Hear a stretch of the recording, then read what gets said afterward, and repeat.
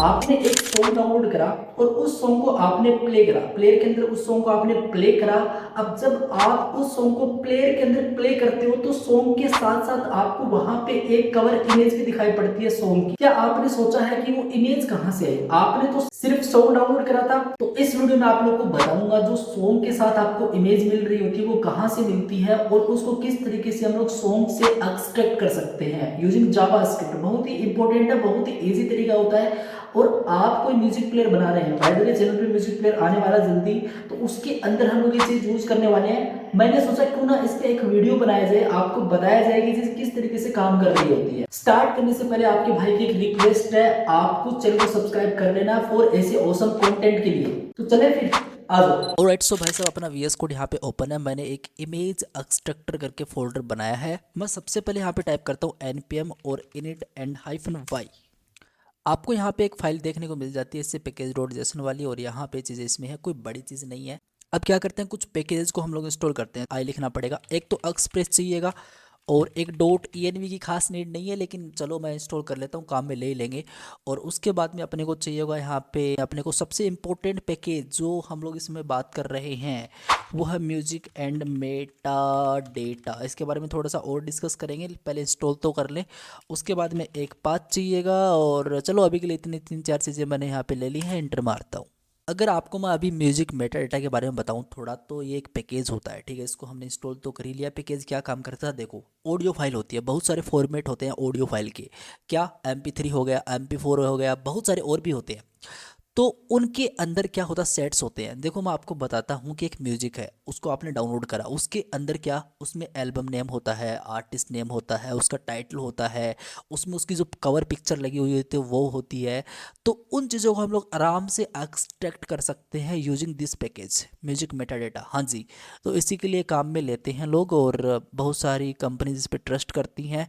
Audio tag analyser, web amp, आपने इस वाले सॉफ्टवेयर को बहुत ज़्यादा काम में लिया होगा जब आप लोग म्यूज़िक प्ले करते हो, और ख़ासकर डीजे के अंदर ये चीज़ रहती है अच्छा, ठीक है। ना। आपने कभी ना कभी देखा होगा उनके लैपटॉप में ये उन्होंने इंस्टॉल कर रखा होता है। तो यही होता है। तो हम लोग क्या करते हैं, इसका अब यूज़ करना सीखते हैं कि कैसे इसको यूज़ करा जाता है। पहले तो हम लोग क्या करते हैं, इसको यहाँ से क्लोज़ करते हैं और यहाँ पे चलते हैं, ठीक है। ये देखो अपने पैकेज यहाँ पे सक्सेसफुल इंस्टॉल हो चुके हैं, बहुत ही बढ़िया। और हम लोग देखें तो डिपेंडेंसीज के अंदर ये चीज़ यहाँ पे आ चुकी हैं, ठीक है, कोई दिक्कत वाली बात नहीं है। सबसे पहले एक फाइल बनाते हैं जिसका नाम होगा app.js, ओके। उसके बाद में क्या, उसके बाद में एक सिंपल सी हम लोग और फाइल बनाते हैं जिसका नाम होगा .env। हाँ जी, इसमें हम लोग हमारी प्राइवेट चीज़ें, सेक्रेट चीज़ें रखते हैं। अब इतनी कोई खास सेक्रेट चीज़ें नहीं है, लेकिन जो भी है वो एक पोर्ट है, ठीक है, वो वहाँ पे भी रख सकते हो। लेकिन एक प्रैक्टिस के लिए मैं आपको चीज़ बता रहा हूँ। मैंने यहाँ पे बोल दिया 8000, ओके। अब इसको मुझे यूज़ करना है। सबसे पहले मुझे इस env को यहाँ पे रिक्वायर करना पड़ेगा। तो मैं लिखता हूँ कॉन्स्ट, हाँ जी कॉन्स्ट, और क्या, डॉट और env इक्वल्स टू, और मैं लिखता हूँ यहाँ पे रिक्वायर। आप लोग वहाँ पे इंपोर्ट विम्पोर्ट कर सकते हो, वो भी कर सकते हो। मैं रिक्वायर ही चलो यहाँ पे कर लेता हूँ अब, ठीक है। तो मैं लिखता हूँ .env, और इसको मुझे कॉन्फ़िग करना पड़ता है। तो .env को अगर मुझे कॉन्फ़िग करना है तो डायरेक्टली मैं यहाँ पे कॉन्फ़िग मेथड का यूज़ कर सकता हूँ। अब मैं इसको यूज़ कर सकता हूँ। ये जो पोर्ट है उसको मैं डाल देता हूँ, लिखता हूँ प्रोसेस, ओके, .env.port, जो वहाँ पे वेरिएबल का नाम था उसको मैंने यहाँ पे एक्सेस कर लिया। बढ़िया। अब क्या करते हैं, एक्सप्रेस को रिक्वायर करते हैं, ठीक है। एक्सप्रेस को ऐप के अंदर रख देते हैं। तो ऐप इक्वस टू, ये मैंने यहाँ पे इस तरीके से रख दिया। बढ़िया, सही है। अब करना कुछ ऐसा, मैं लिखता हूँ app.listen, ठीक है। और एक सर्वर क्रिएट करते हैं। तो सबसे पहले इसमें पोर्ट आपको प्रोवाइड करना होता है, ठीक है। और सेकंड इसमें क्या, सेकंड इसमें कुछ खास नहीं है, आपको सिंपल console.log करवा देना है कि भाई सर्वर किस पोर्ट पे रन कर रहा है। तो मैं बोल दे रहा हूँ सर्वर इज़ दी रनिंग, कुछ भी बोल दो यार, कोई बड़ी बात नहीं है, रनिंग पोर्ट और एट, और कौन से पोर्ट पे, बेसिकली इस वाले पोर्ट पे, दैट्स इट, ठीक है। ओके, तो ये काम करेगा, इसमें कोई बड़ी बात नहीं है।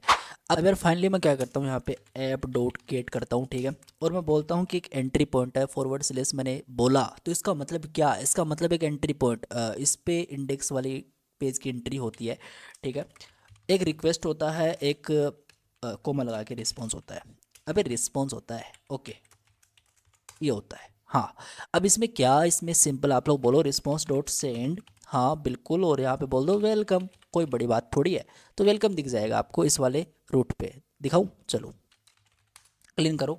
नोड और फाइल का नाम क्या है, app.js, इंटर। तो सभी को बहुत बहुत बधाई, ये अपना यहाँ पे चल चुका है। यहाँ पे चलते हैं, लिखते हैं लोकल होस्ट 8000, ये लो जी, वेलकम। कैसा लगा, वेलकम यहाँ पे आ चुका है। कुछ भी रख दो यहाँ पे, वो चीज़ वहाँ पे आएगी। अगर ये चीज़ आपको क्लियर नहीं है तो क्लियर होनी चाहिए, क्योंकि मैंने आपको ऑलरेडी ये चीज़ें बता रखी है।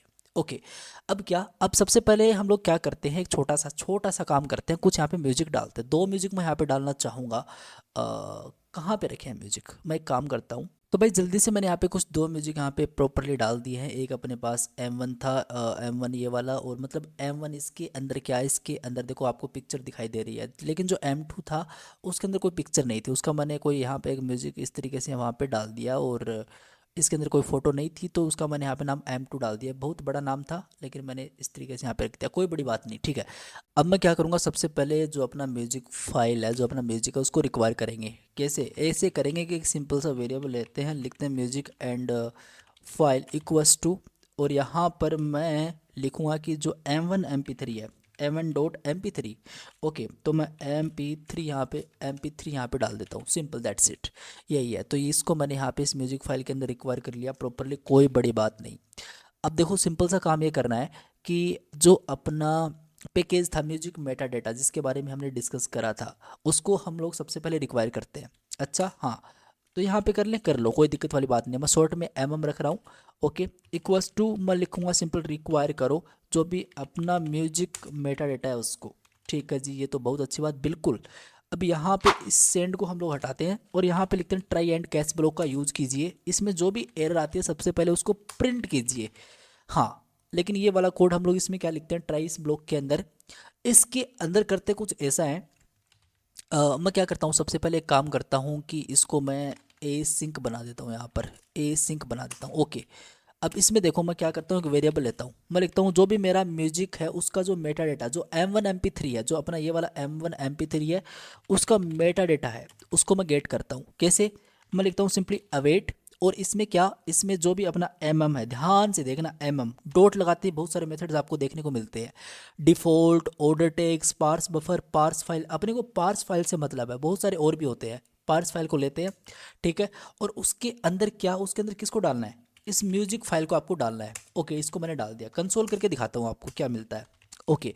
तो मैं सबसे पहले इस मेटा डेटा को कंसोल करता हूँ, सेव करता हूँ, लेकिन मुझे क्या करना पड़ेगा, नोड मोन को चलाना पड़ेगा। बार बार मैं नोड नहीं लिखना चाहता, तो नोड मोन app.js, बढ़िया। अपना सर्वर यहाँ पे प्रॉपरली चल चुका है। मैं यहाँ पे चलता हूँ, एक बार पेज को हिट करता हूँ, यहाँ पे आता हूँ, तो आप यहाँ पे देखो इसमें क्या, इसमें जो चीज़ अपने को चाहिए थी वो मिल चुकी है, हाँ जी बिल्कुल। देखो अपने को टाइटल, अपने को आर्टिस्ट नेम, अपने को आर्टिस्ट, अपने को album, year, comment, composer, copyright, album artist, original artist, label, genre, picture, date.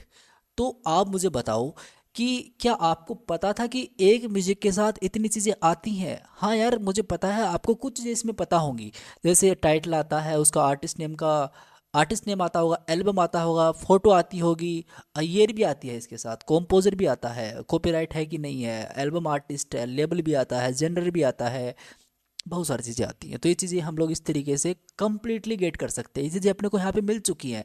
तो अपने को क्या चाहिए भाई साहब, हम चाहते हैं कि भाई ये तो ठीक है, ये तो हम लोग दिखा देंगे, जब हम लोग म्यूजिक प्लेयर बनाएंगे ये तो हम लोग दिखाएंगे ऑब्वियसली, लेकिन जो पिक्चर है वो भी तो दिखानी है, वो कैसे दिखाया जाए, तो उसके बारे में वीडियो अभी चल रहा है।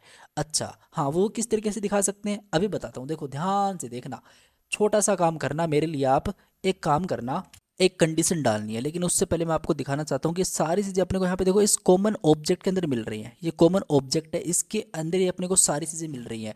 तो मैं क्या करूँगा, लिखूँगा इफ़, अगर जो मेरा मेटा डेटा डॉट कॉमन, ये सबसे पहले तो मिला अपने को, ठीक है। सेकंड कंडीशन क्या होगी, जो भी अपना मेटा डेटा डॉट कॉमन, उसके अंदर अपने को पिक्चर मिली कि नहीं मिली, ठीक है। दूसरी कंडीशन ये है।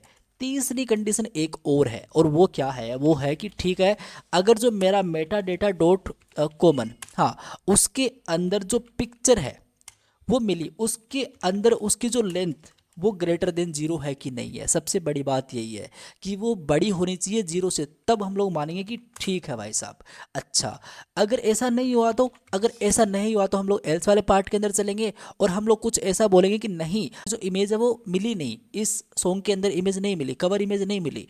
तो मैं लिखूंगा रिस्पॉन्स डॉट सेंड कीजिए, क्या लिखो, कुछ भी जो आपका मन करे, लेकिन थोड़ा सही से लिखो। नो कवर, अवर नहीं cover, no cover image found, ऐसा लिख दूँ क्या? नो कवर इमेज फाउंड, ठीक है चलेगा, कोई दिक्कत वाली बात नहीं है। ओके दैट्स इट, सही है। लेकिन अगर ये चीज़ नहीं हुई, एल्स वाले पार्ट के अंदर नहीं गया, तो क्या, तो बहुत भाई साहब बड़ी बात है। तो अपने को इमेज मिल चुकी है। हाँ, कैसे टैकल करना है बताता हूँ। एक काम करो, सबसे पहले एक वेरिएबल बनाओ, एक वेरिएबल बनाओ जिसका नाम क्या रखूँ मैं, ऐसा रख दूंगा बेस 64 इमेज। अब मैंने ये क्यों रखा, लेकिन इसको इम्पटी कर देता हूँ। ये मैंने क्यों रखा बेस 64 इमेज, क्यों, अभी आपको थोड़ी देर में बताता हूँ। ध्यान से देखो, पहले यहाँ पे मैं क्या करता हूँ, जो अपना बेस 64 इमेज वेरिएबल है इसके अंदर मैं असाइन करता हूँ। लेकिन सबसे पहले मुझे इस इमेज को निकालना पड़ेगा। अच्छा हाँ, कैसे निकालते हैं, ध्यान से देखो। मैं लिखता हूँ, एक वेरिएबल बनाता हूँ, मैं लिखता हूँ लेट कवर इमेज। हाँ, कवर इमेज, कवर इमेज कहाँ पे थी, cover image basically Meta data के अंदर जाओ, कॉमन के अंदर जाओ, पिक्चर के अंदर। ये तो इतना तो करना ही पड़ेगा, तो इसको मैं इस तरीके से एक काम करता हूँ, कॉपी करता हूँ, पेस्ट कर लेता हूँ। ठीक है, इतना तो हो चुका है। आगे क्या, आगे आपको सिंपल करना कुछ ऐसा है, पिक्चर पे जीरो। क्यों जीरो, क्यों, यहाँ पे देखो, मैं आपको दिखाता हूँ। देखो पिक्चर में ये जो एक एरिया, ठीक है, मैं जीरो इंडेक्स पे, ऐसा मैं समझ रहा हूँ एक बार। तो इसको मैंने कहाँ पे डाल दिया, कवर इमेज में होल्ड कर दिया एक बार। ठीक है, तो मैं बोलता हूँ कि जो भी मेरी कवर इमेज है, ठीक है, उसमें जो भी डेटा, अब भाई साहब डेटा क्यों, अच्छा डेटा भी आपको समझ में नहीं आया, चलो मैं बताता हूँ। कंसोल डॉट लॉग करते हैं एक बार कवर इमेज को। ये कवर इमेज में क्या देता है अपने को, कवर इमेज क्या देता है अपने को, वो देख लेते हैं भाई साहब, है ना, ये इंपॉर्टेंट हमारे लिए। और एक बार मैं इस वाले पेज को हिट करता हूँ। ठीक है, बहुत अच्छी बात, यहाँ पे चल, ये देखो, ये डेटा, इस डेटा के अंदर बफर डेटा अपने को मिल रहा है। हाँ, इसको कन्वर्ट तो करना पड़ेगा ना एक आस्की टेक्स्ट के अंदर, है ना। ये बेसिकली एक एनकोडिंग टेक्निक्स होती है। मैं अभी वो एनकोडिंग टेक्निक्स कौन सी होती है, बेस 64 होती है, और वो कन्वर्ट करती है इसको आस्की टेक्स्ट के अंदर। मैंने डिटेल में आपको बताया, नोट जिसके अंदर मिलेगा। अगर आपको फिर भी थोड़ा एडवांस कंसेप्ट चाहिए इसके बारे में तो मुझे बताना, वीडियो बनाऊंगा अलग से। ठीक है, ओके, लेकिन फिलहाल आप लोग इतना करो, मैं बोलता हूँ उतना करो। यहाँ पे देखो, इस डेटा के अंदर बफर डेटा मिला, तो मैं बोलता हूँ कि जो भी कवर इमेज है उसके अंदर जो डेटा है, उस डेटा को टू स्ट्रिंग मतलब कन्वर्ट करो।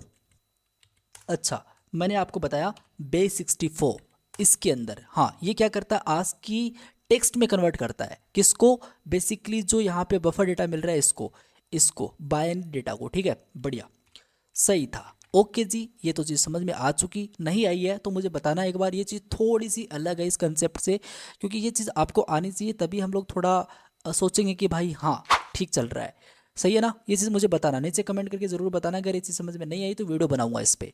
ठीक है, अब क्या, अब सिंपल ऐसा करते हैं, एक HTML की फाइल बनाते हैं। तो मैं लिखता हूँ भाई HTML की फाइल, ऐसे बनाते हैं, नहीं, ये तो मैं एक वेरिएबल बना रहा हूँ, यहाँ पे बनाऊंगा अभी थोड़ी देर के अंदर। तो मैं बोलता हूँ HTML file equals to, okay, अब क्या, मुझे फाइल सिस्टम मॉड्यूल का यूज़ करना पड़ेगा। ओके, तो कर लेते हैं। मैं लिखता हूँ fs इक्वस टू रिक्वायर, हाँ बिल्कुल, fs को ले लो। ठीक है, ले लिया। एक मुझे पाथ का भी यूज़ करना पड़ेगा, तो मैं सिंपल पाथ को भी ले लेता हूँ, इक्वस टू रिक्वायर, और जो भी अपना पाथ है, पाथ, ओके, पाथ को भी मैं यहाँ पे प्रॉपरली रिक्वायर कर लेता हूँ। ये दो चीज़ मैंने यहाँ पे प्रॉपरली ले ली है।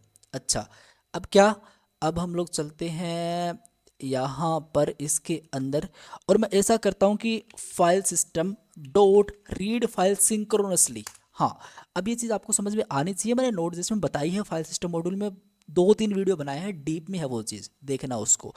ओके, मैं बोलता हूँ कि पाथ डॉट ज्वाइन मेथड, याद ही आपको बहुत बार यूज़ करा है। इसमें सबसे पहले डायरेक्टरी नेम, हाँ, डायरेक्टरी नेम में क्या, डायरेक्टरी नेम में सबसे पहले बात की जाए index.html की। ओके, एक सिंपल सी फाइल बनाओ index.html, ठीक है, और इसमें मैं लिखता हूँ यहाँ पे आके UTF-8। अच्छा, UTF-8 क्या है, ये एक करेक्टर इनकोडिंग स्टैंडर्ड होता है। इसको हम लोग थोड़ा तोड़े, मतलब UTF-8 इसको हम लोग थोड़ा तोड़े, यू का मतलब, टी का मतलब, एफ का मतलब, एट का मतलब। यूनिकोड ट्रांसफॉर्मेशन फॉर्मेट 8 बिट होता है। अच्छा, इसका यूज कब करा जाता है? देखो, टेक्स्ट को स्टोर और ट्रांसमिट करने के लिए करा जाता है। ये चीज़ आपको समझ में नहीं आई होगी, मैं एक अलग से वीडियो बनाऊंगा यार, इस पर भी बहुत डिटेल में वीडियो बनाऊंगा, चीज़ें समझ में आएंगी, ठीक है।